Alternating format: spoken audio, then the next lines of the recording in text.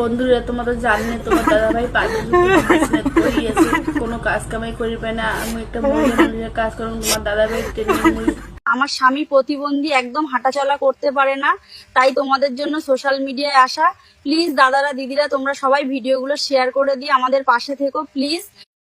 দিদিরা তোমাদের দেখে বলেছেন তোমার দাদাভাই মোট মাথা দিয়ে আছে, তোমার দাদাভাই কলেজে মাথাটা ব্যথা বলছে না, মাথাটা আমি ঘুম পাড়া মাথা দিবি তো ঘুম পড়ে পাওয়ার কারণে নেই।